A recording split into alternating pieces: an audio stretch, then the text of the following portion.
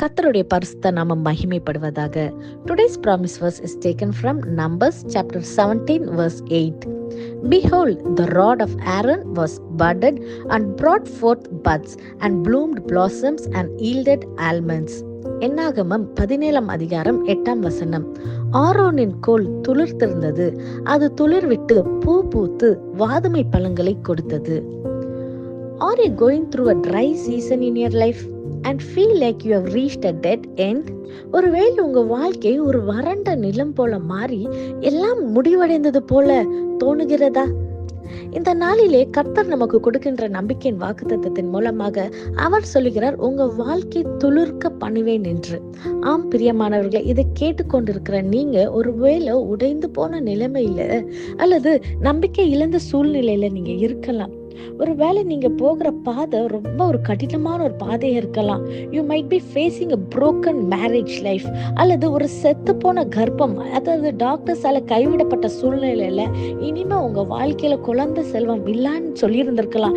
ஏதோ ஒரு சரீரம் பாதிக்கப்பட்ட சூழ்நிலையில நீங்க காணப்பட்டிருக்கலாம், அல்லது ஏதோ ஒரு உறுப்பின் பலவீனங்கள்னால ஏதோ ஒரு விதமான ஒரு நெருக்கத்துக்குள்ள ஒரு முடிவு வந்தது போல எல்லாமே இருண்ட சூழ்நிலையில ஒருவேளை நீங்க காணப்படுகலாம்.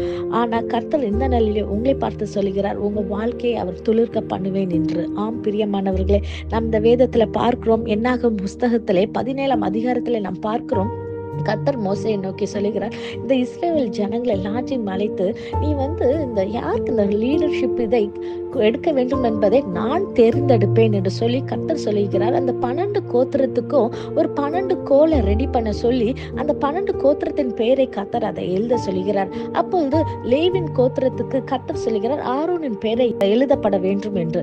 அப்படி எழுதி அவர் சொல்லுகிறார், அந்த ஆசாரிப்பின் கூடாரத்திலே அந்த ஆர்க் ஆஃப் கவனன்ட் முன்பாக இந்த 12 கோல்களையும் வைக்கப்பட வேண்டும். எந்த கோல் துளிர்க்கிறதோ அதுக்குதான் அந்த லீடர்ஷிப் இதை கர்த்தர் கொடுப்பேன் என்று சொல்லி ஒரு காரியத்தை மோசேயிடம் கர்த்தர் பேசுகிறார். அதே காரியத்தை மோசே அதே போல செய்து கர்த்தருடைய சமூகத்திலே வைத்தான் என்று நாம் வாசிக்கிறோம். மறுநாள் அவர் வைத்த அந்த மறுநாளிலே நாம் பார்க்கிறோம், ஆரோனின் கோல் துளிர்த்தது, அது துளிர் விட்டு பூ பூத்து வாதுமை பழங்களை கொடுத்தது என்று நாம் வாசிக்கிறோம். இதை கேட்டுக்கொண்டிருக்கிற பிரியமானவர்களே, இந்த காரியம் நடப்பதற்கு ஒரு சின்ன ஒரு அறிகுறியோ அல்ட்டு இது நடக்கிறதுக்கான எந்த ஒரு சான்ஸுமே இல்லை. ஒரு தனியான ஒரு கோல் எப்படி துளிர்த்து அது எப்படி பூ பூத்து பழங்களை கொடுக்கும்? இந்த காரியங்கள் சூப்பர் நேச்சுரலான ஒரு காரியத்தை கர்த்தர் காட்டுகிறார். இது உலக பிரகாரமான காரியம் அல்ல, இது உலகத்துல நடக்கக்கூடிய காரியம் இல்லை.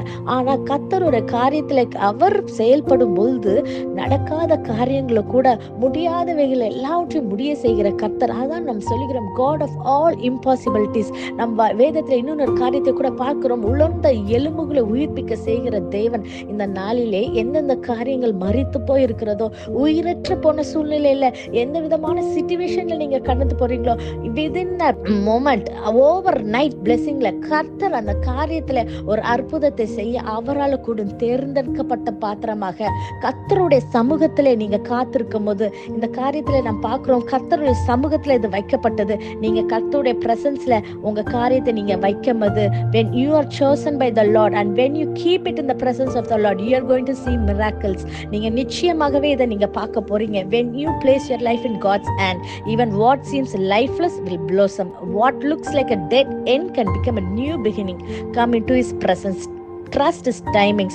God of all impossibilities will make the barren fruitful. இதை விசுவாசிக்கிறீங்களா? நம் கண்களை மூடி ஜெபிப்போம். நேசிக்கிற நல்ல தகப்பனே, இந்த காலை வேலைக்காய் மக்கள் நன்றி செலுத்துகிறேன் கர்த்தாவே. அப்பா, நீர் கொடுத்த அந்த வாக்குத்தத்த வசனத்துக்காய் நன்றி செலுத்துகிறேன் கர்த்தாவே. அப்பா, நீர் சொல்லுகிறீர் கர்த்தாவே, இந்த காரியத்தை இந்த வார்த்தை விசுவாசிக்கிறவங்க வாழ்க்கையில கர்த்தாவே நீர் மீண்டும் அவங்க வாழ்க்கையை துளிர்க்க பண்ணுகிற தேவனாக அப்பா, நீங்க இழந்தது எல்லாவற்றையும் மீண்டும் கொண்டுட்டு வருகிறீர் கர்த்தாவே. அப்பா, உயிரற்ற சூழ்நிலையில கூட கர்த்தாவே துளிர்க்க பண்ணுகிற தேவனாக கர்த்தாவே. அப்பா, பெரிய காரியங்களை நீர் செய்கிறதுக்காக நன்றி செலுத்துகிறேன் கர்த்தாவே. ஆண்டவரே, இதை கேட்டு விசுவாசிக்கிற பிள்ளைகள் அப்பா இந்த நாளிலே கர்த்தாவே இதை பெற்றுக்கொள்ளட்டும் கர்த்தாவே. நீர் பலப்படுத்துங்க, ஆசீர்வதிங்க. மகிமையான சாட்சியை எழுப்ப போகிறதுக்காக நன்றி செலுத்துகிறேன். இயேசுவின் மூலம் ஜெபிக்கிறேன். ஜெபம் கேட்டபடியால் ஆமென். God bless you.